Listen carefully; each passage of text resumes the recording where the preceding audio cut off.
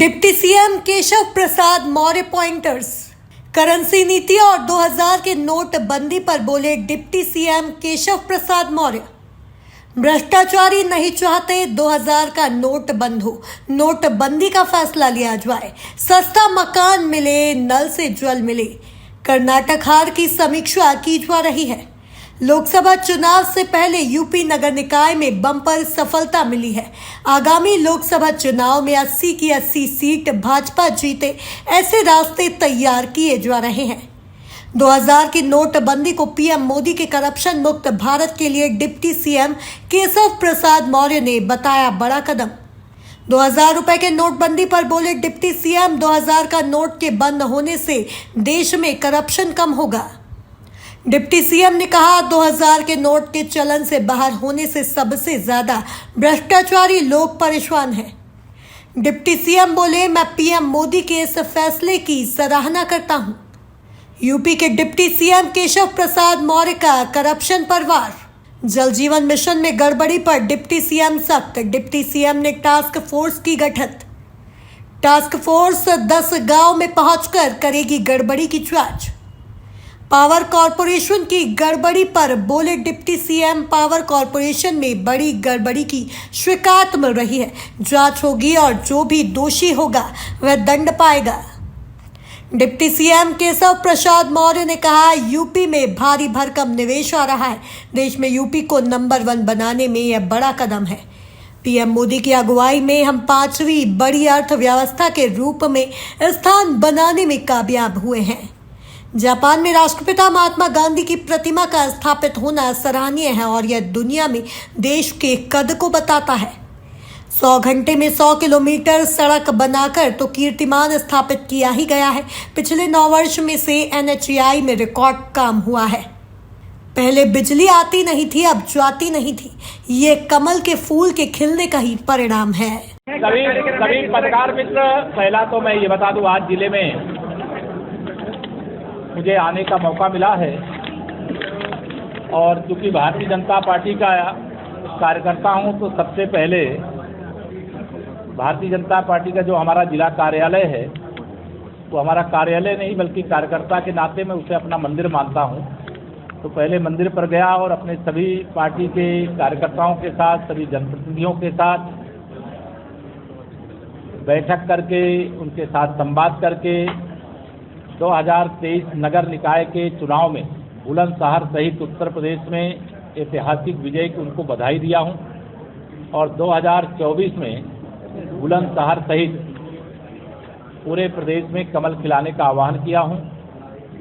आज इस बैठक में हमारे जिले के अध्यक्ष, हमारे जिला पंचायत के अध्यक्ष, हमारे सभी माननीय विधायकगण के साथ सभी जिले की समीक्षा बैठक की गई है और जिले की समीक्षा बैठक में सबसे पहला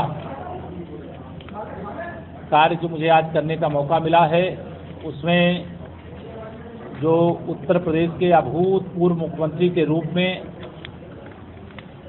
शानदार ढंग से कार्य किया और जिन्होंने श्री राम जन्मभूमि पर भव्य मंदिर निर्माण कराने के लिए मुख्यमंत्री की कुर्सी को न्यौछावर करने का काम किया था, ऐसे पद्म विभूषण बाबूजी कल्याण सिंह जी के नाम पर बन रहे जिले के मेडिकल कॉलेज का निरीक्षण किया हूं। निरीक्षण संतोषजनक रहा है और आज की बैठक में यह निर्देश भी दिया गया है कि जो अभी तक कल्याण सिंह मेडिकल कॉलेज के रूप में नाम जानते थे, चूँकि वह पद्म विभूषण से सम्मानित हो गए हैं, तो पद्म विभूषण शब्द को भी जोड़ करके मेडिकल कॉलेज का नामकरण कर दिया जाए।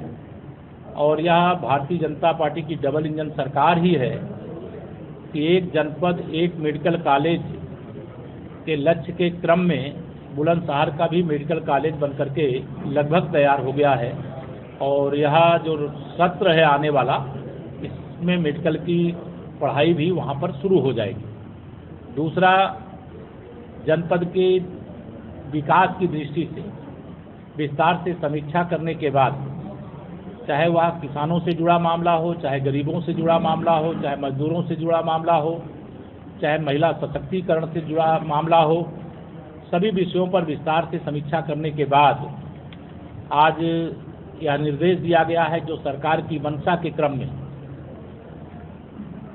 उत्तर प्रदेश में 2017 में जब से आदरणीय योगी आदित्यनाथ जी के नेतृत्व में भारतीय जनता पार्टी की सरकार ने शपथ लिया है, आप सब भी बुलंदशहर के निवासी भी जानते हैं, पहले बिजली आती नहीं थी और अब बिजली जाती नहीं। यह एक परिवर्तन सुशासन का परिणाम है, कमल के फूल के खिलने का परिणाम है। सुरक्षा व्यवस्था, ये कानून व्यवस्था, ये हमारी सरकार की प्राथमिकता है और हम लोगों ने उत्तर प्रदेश की जनता से वादा किया था, आप कमल का फूल खिलाइए।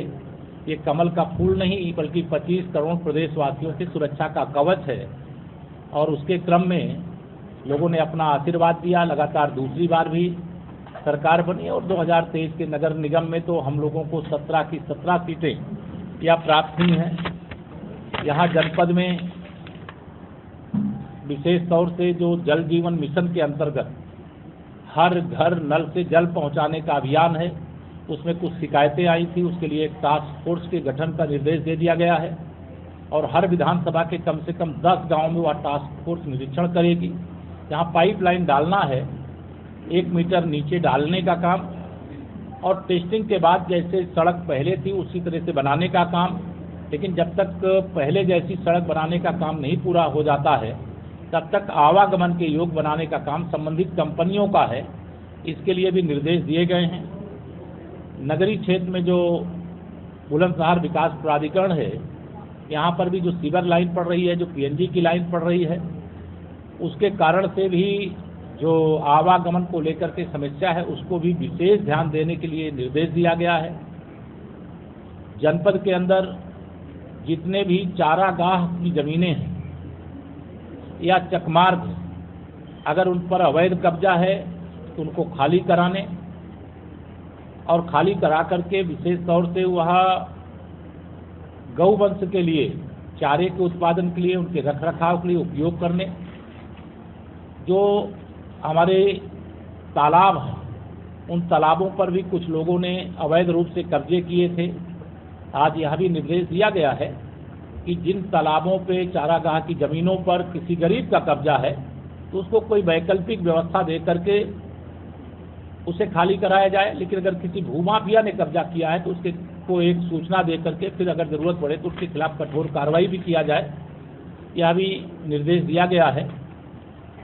प्रदेश सरकार का एक ही लक्ष्य है कि हमारे उत्तर प्रदेश में जो 75 जिले हैं, पूर्व की सरकारों के समय विकास के मापदंड में केवल 2-3 जिले, 4 जिले, 5 जिले होते थे। लेकिन आदरणीय योगी जी के नेतृत्व में जब से उत्तर प्रदेश में भारतीय जनता पार्टी की सरकार बनी है, हमारे सभी 75 जिले वीआईपी जिले और 75 जिलों में रहने वाली जनता हमारी वीआईपी जनता है और उसके जीवन में हर प्रकार का बदलाव, हर प्रकार का सुधार और जो सरकार की योजनाएं, उनका लाभ बिना भेदभाव के, जो हमारे माननीय प्रधानमंत्री श्री नरेंद्र मोदी जी ने नारा दिया है, सबका साथ, सबका विकास, सबका विश्वास, उसको हम आगे बढ़ाते हुए बिना भेदभाव के संपूर्ण योजनाओं का लाभ, जो लाभ प्राप्त करने का अधिकारी है, उसको देने का काम यह किया जा रहा है। बिजली विभाग की भी कुछ शिकायतें आई थी, उनकी भी जांच करके जो दोषी हैं तो दंडात्मक कार्रवाई करने के भी निर्देश दिए गए हैं।